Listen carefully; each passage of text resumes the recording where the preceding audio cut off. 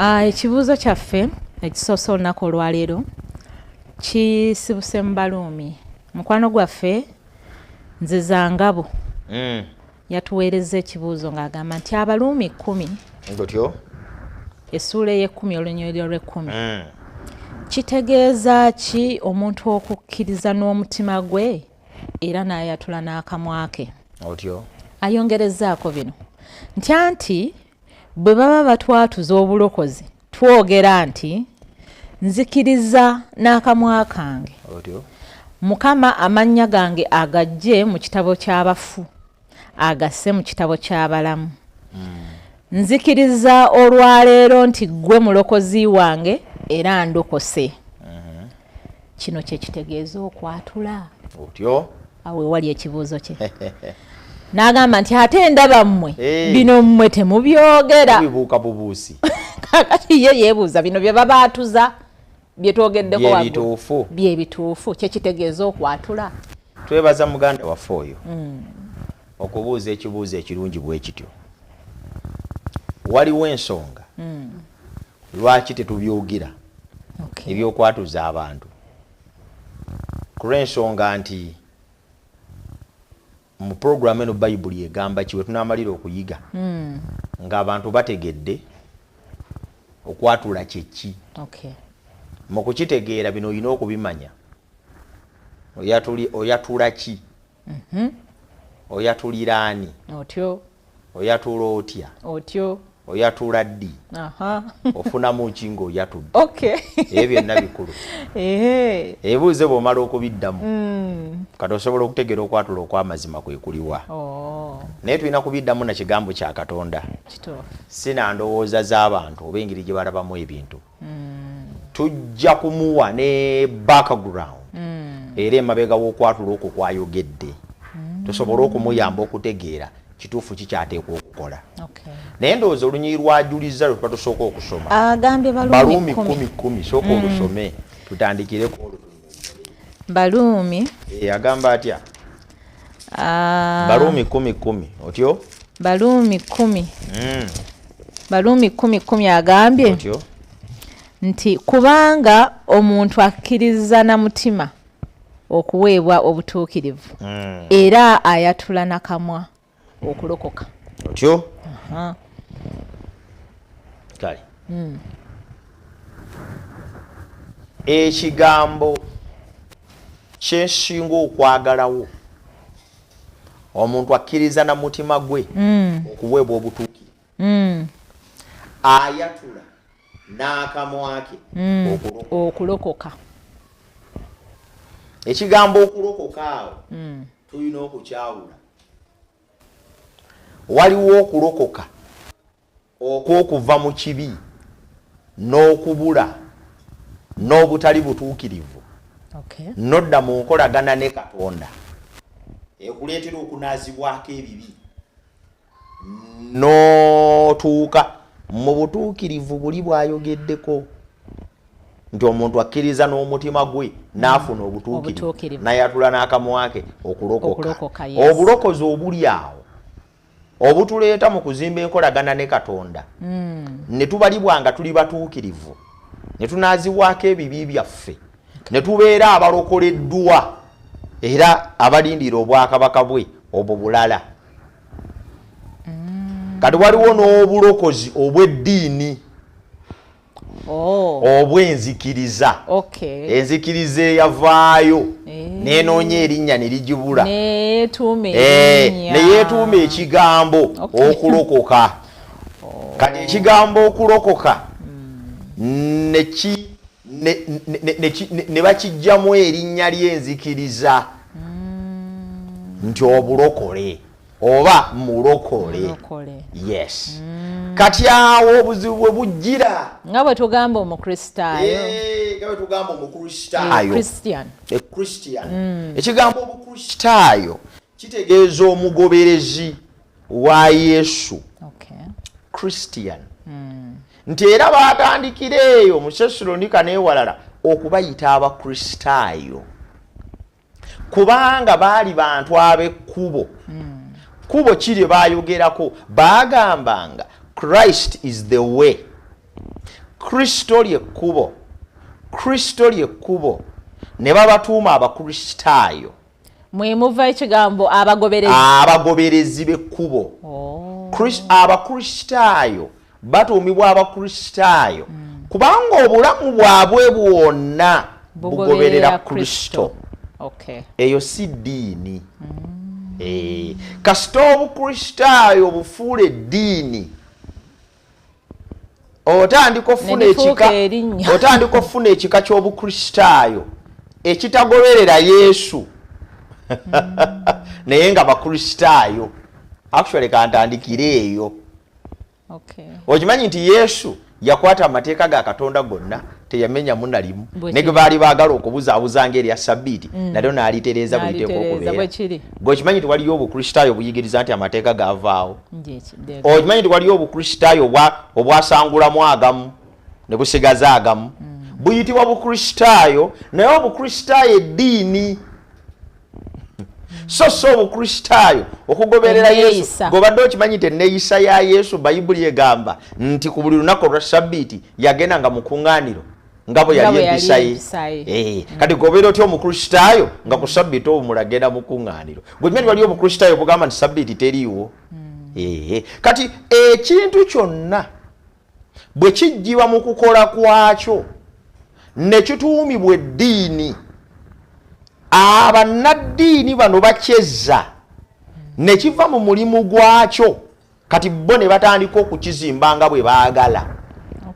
Kiswaza n'okutuusa olwaleero nti tulinawo waliwo ne yaŋŋamba nti mainstream Christianity, tulinayo ekiyitibwa obukristaayo, naye ng'ebya Bayibuli ne byesomesa tebibakwata naku.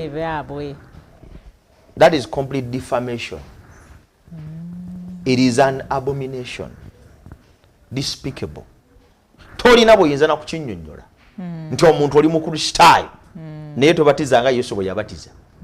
Omuntu oli mukristaayo naye totambulira mu mateeka ga Katonda. Omuntu oli mukristaayo naye tokuuma Sabbiiti, ate nga gogobeera byonna yabikola. Okitegedde? So kati emu nkola ey'ekintu, endala emu nkola ey'eddiini, endala neeyisa. Kati bwe ntandikidde ku bukristaayo, kati otandise okufuna ekifaananyi kyange, kati n'obulokole bwe buli. Kasita obulokole bwava ku mulimu gwa Katonda gwakola mu Morini ne Ssebaggala ne bufuuka enzikiriza, bannannyiniyo ab'enzikiriza ey'ekirokole ne bafunira obulokole eby'okukola. Kati tetukyasobola kutegeerera ddala bulungi omulokole. Bayibuli bweyogera ekigambo obulokole yali egamba ki? Kati tudefininga ekigambo obulokole according to the religion. Mulokole kyetumanyi kyekiriwo, era bwe mba nga kyemmanyidde bwe nkisoma wano nkikwata application yange nenditeeka mu kyemmanyidde. Kati abantu baddira eddiini ey'obulokole ne bagitabula n'obulokozi obwa Yesu Kristo. Ebyo byombi byanjawulo, tebikwatagana. Eddiini y'ekirokole abo bantu abeerowooza okuba abaalokoka ne beetera we balowooza okuba nti bebakkiriza ne babisaabaanya mu bulokole. Ntegerekesa bulungi? Kati batula wasi baga nti nedda kati ffe tulina okwogera ennimi. Abantu kati nebakyeddiza kyabwe olwokuba ti bannaddiini batudde wansi bo ne balaba nga ennimi ez'okwogera zez'okujobojja. Ntegerekesa bulungi? Kati kino bakituuma obulokole. Kati bandakuvuga nti obulokole bwogera ennimi, naye ekyamazima kiri kimu, obulokole ng'amaanyi ga Katonda agakyusa temulimu nnimi ezo zakujobojja. Ennimi ez'okujobojja n'okwogera by'otategeera ziri mu bulokole ng'eddiini, so si mu bulokole ng'omulimu gwa Mukama gwakola mu Morini. Otandise okuwawula ensonga eyo. Kati tutuuka ku kibuuzo kiri nti nebini ebyatulwa byayogedde awo okuva n'olwaleero ennaku z'omwezi nga 27 omwezi ogwokutaano 2024 nze Ssebaggala ndokose neeganye. Kati ebyo kwatula okw'abannaddiini abalokole. Naye si kwekwatula okw'omulimu gw'obulokozi Katonda gwakola mu Morini. kati eddiini ng'obulokole bulina enjogera bulina ensaba kati bani abalekana anti tomanyi nti yazimba okulina n'abalokole kati abalokole ng'eddiini balina ensaba yaabwe balina enkola yaabwe y'ebintu. They have established things and mechanisms okutwala ekintu mu maaso sibalinaako mutawaana. Kati problem eriemu kwe kuddira byonna bye bazimbye eri mu ddiini ne baagala byambazibwe omulimu gw'obulokole Katonda gwakola mu Morini wava obuzibu. Katoliki ava kubuuza mwe nga temwatula kubanga ffene waffe mu bulokole obw'eddiini batugamba yatula kale mwate mugamba muli balokole mwe nga temwakola bina ffene tukola bulokole obw'eddiini. Ffe tukola bulokole Katonda bwatukoleramu munda obututwala mu ggulu bwe buliwowo Musumba. Kati soma njagadde nsooke mpa ekifaananyi kati amaze okwawula kati okwatula kuli okwo sikwe kw'obulokozi obututwala mu ggulu kuli kwatula kwa bulokozi bukuteeka mu ddiini ya musajja ezo Ssebaggala bwe nzigulayo ekkanisa yatula nga nkwatuzaawo ng'oyingira mu ddiini yange ebyo kati bisijja byogerako ebyo bya ddiini kati njagala njogere ku kwatula Katonda kwakkiriza okulokola omuntu kati okwo ffe twatula era Bayibuli kwesomesa. Zabbuli 32:5 Zabbuli 32:5 agamba atya? Zabbuli 32:5 32:5 lugambye nti nenkwatulira ekibi kyange n'obutali butuukirivu bwange ne sibukweka. Nenkwatulira ekibi kyange n'obutali butuukirivu bwange ne sibukweka. Zabbuli 32:5 olusome lugambye twatula ki? Twatula bibi. Kandozo kitegedde. Kati okwatula kwonna n'obutali butuukirivu okwatula kwonna nga si kwatula kibi na butali butuukirivu okusikwe kwatula okukulokola okukwatula kwa ddiini. A certain pastor somewhere akoze kanisa ye kakati okulokola ayagala bufuula kibinja eky'abantu bambala n'engoye omulokole whichever the case. Kati obulokole kasita obufuula ekibinja ky'abantu abalina bye bakuŋŋaanidde mu kizimbe Samwoya butandika kukola ebyo. Yatula yogera kati ennaku z'omwezi bwe ziti weeganye Yesu mumpandike mu kitabo eky'obulamu ebyo ebiyiiye.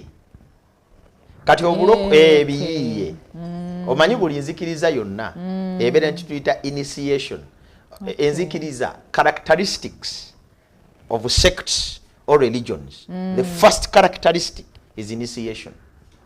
Teri nzikiriza yonna etalina nkola yakwaniriza muyo. Era Abayudaaya omuntu bwe yavanga mu mawanga amalala nga yagala kufuuka mu Yudaaya bayitanga ba proselytes babanyikanga mu langi. Babanyikanga mu langi. Yudaaya babatizanga okubatiza kuno Yesu yava abeera Spain baga nti Yokaana ajja kubatiza n'amazzi. Babatizanga n'ebirala Abayudaaya. It was not the first time. Ate Yokaana yali abirabye nnyo. So tekyali kipya Yokaana okubatiza. Enjawulo ndi kuno yabatizanga ne bafuna omwoyo omuki. But it was not new for John to baptize. Bakikolanga eri abakyukanga ne okukombola ne bakola ki? Ne bakombola. Kati initiation. Abasiraamu bw'oba onayingira mu ddiini y'Obusiraamu okiraba olina okutoola ashahadu. Bw'omala okugitoola ne bakukomola gwe n'oba Omusiraamu. N'Obukatuliki bwe butyo bubufaananamuko n'Abamethodist n'abalala bakuwa esakalamenti. Amasakalamenti ameka? 3. Bakuwa konfirmasiyo obatisimu ne bakuwa ne Eucharistia. Amatulimunye eyo ebeera mu maaso Eucharistia. Kati zo 3 bazikuwa nga nawe okoze eki? Oyingidde. Kaakati ate Abadventist bagamba nti akkiriza n'abatizi wange akola ki? Ng'alokolebwa. Kati ofuuka Omuadventist kukkiriza Yesu Kristo ng'omulokozi wo n'obatizibwa mu mazzi amaanyi nga bwe yabatizibwa. Kaakati buli nzikiriza egenda ekufunira n'Abahindu we bali balina emikolo egiyingiza abantu mu Buhindu. Buli nzikiriza yonna erina engeri gy'ekuyingiza muyo. Kati obulokole kasita bwafuulibwa eddiini nga nabo balina okufuna initiation. Ngeri ki gye banakugamba kati olokose onaatambula butambuzi oyingire? Kyavaga nti katumuterewe ebigambo. Kyovula ntolera balaga nalokoka omwaka nayatula mu mwaka gwa gwa nkaaga nayatula mu gwa nsanvu kati okwatula nefuuka initiation ceremony ey'eddiini ey'ekirokole so si ey'obulokozi obulokola kati obulokozi obulokola obutali bwa ddiini ya pasita gundi bo bwe tuba twatula bibi si bigambo ebiwandiike kapapula oba omusumba byagamboddemu era obwe bulokozi ffe bwe twayatula era obwe tuyita n'abantu bonna baatule tetuyinza kuyita bantu wano nga tuli ku TV bagende baatule ebigambo by'omusumba biri biyingiza muntu mu ddiini awo agambye twatula kibi kati musumba wano nange nfunyeewo ekibuuzo kyenyinza okuloza nti omulabi wange ayinza okyetaaga okukimanya bw'agamba nti kwatulira ekibi kyange okwatula kubeerawo emirundi emeka kubanga bwe mba nnyonoona soonoona lumu ne mbivaako waliwo ebintu bibiri ebitambulira awamu kyebayita okwenenya awamu n'okwatula kwenenya kukolebwa mutima okwatula kukolebwa kamuwaako kyava agamba nti mwenenye mwatule ebibi byammwe kati okwenenya n'okwatula bitambulira omutima n'akamwa birina okukwatagana kyava agambye nti omutima Pawulo agambye mu Lunyiriro lw'Ekkumi muntu akkiriza namuki na mutima gwe bw'okkiriza n'omutima gwo nti Yesu Kristo ye Mukama that is repentance bw'omala okwenenya toyatula n'akamwako that is confessing your sins ng'olokose kati process bwetu bwetambula naye emirundi gyange egyo sinnagimanya ngikolenga ntya kati osobola okwatula emirundi gyonna kasa kiba nga weetaaga okwatulira Katonda naye okwatula okukusomosa okuva mu kufa okutuuka mu bulamu okugobererwa okubatizibwa okwekwatula okusinga obukulu Peetero kwagamba abantu abaali bamuwuliriza kwe kusooka tikabamubuuza ne tukoze tutya n'abagaa nti kati mwenenye mwatule ebibi byammwe mubatizibwe okwenenya n'okwatula n'okubatizibwa kukujja eri ne kukuyingiza eno kaakati bw'otuuka eno mu baana ba Katonda oba osigaza kwatula si kwakusaba kufuuka mwana wa Katonda naye okwatula okw'okwenenya olw'okukyusibwa n'okufuna amaanyi osigale ng'ogenda maaso mu lugendo lw'okukkiriza kati bwe tuba twatula kwenkola buli lunaku bwe tuba twatula kibi okiwulira twatulira ani Zabbuli 5:1 Zabbuli 5:1 somaawo olusooka paka ku lwokusatu agamba ati 5:1 Zabbuli 5:1 olusooka paka ku lwokusatu onsaasire ayi Katonda mu kisaakyo mu bungi obw'okusaasirako sangula ebyonoono byange byonna onnaalize ddala mu bubi bwange onnongoose ku kwonoona kwange otyo olwokusatu kubanga njatula ebyonoono byange n'ekibi kyange kiri mu maaso gange bulijjo maaso gani agange otyo olwokuna gwe wekka gwe nayonoona n'enkola ekibi mu maaso go obeere omutuukirivu bw'oyogera osinge omusango gw'osala gwe wekka gwe nakola ki gwe nayonoona obadde okimanyi nti buli kibi kyokola oba oyonoonye Katonda ojjukira Yusufu mukama we bwe yayagala omuyingiza mu bwenzi Yusufu n'agamba ti siyinza kukola nsobi efaananako bwetyo mu maaso ga Katonda wange I cannot sin against God. Daniel yakimanya nti okufukamira n'asinza ekibumbe he is sinning against God. Ne bwotta muntu ne bwobba muntu ne bw'osinza bakatonda abalala ne bw'olimba obeera onoona Katonda gwe wekka gwe nayonoona. Ate olwo naakoseddwa yemba awo nawo ngenda kutuukawo naye kyolina okusooka okumanya kiri kimu ekibi kyonna mu bunene bwakyo ne mu bufunda bwakyo wansi w'enjuba oba okikoze Katonda y'ensonga lwaki yakusalira omusango. Kakati njagala abantu bamanye abatulaba omuntu bw'abanga ayagala okulokolebwa alina kwenenyeza Katonda oyo bw'akoze ekibi. Obulokozi si kwe kugamba nti olwaleero nga 26 neganye setaani ezo mbozi za kumpapula eziyingiza abantu mu ddiini naye okwatula okuyingiza mu bw'omwegaana n'agaana okulumba era nakulumba oluusi nakutandikiraawo kaakati mu bufunze tugamba bwe tuti nti okwatula twatula kibi tukyatuliraani ye Katonda. Lwaki tukyatulira Katonda yekka? Ensonga esooka kubanga Katonda oyo gwe tuba twonoonye. Ensonga ey'okubiri kubanga yekka era yasonyiwa. Simanyi obudde bwaffe butuganya naye bwe bukyatuganya tuyinza okweyongerayo. Tugenda kweyongerayo naye kati sooka endowooza tuwummulemuko tunywe ku lwendo lwaffe luno olw'amazzi. Omulabi wange katukomewo katono nnyo naye bigenda mu maaso sigalako biwulirize.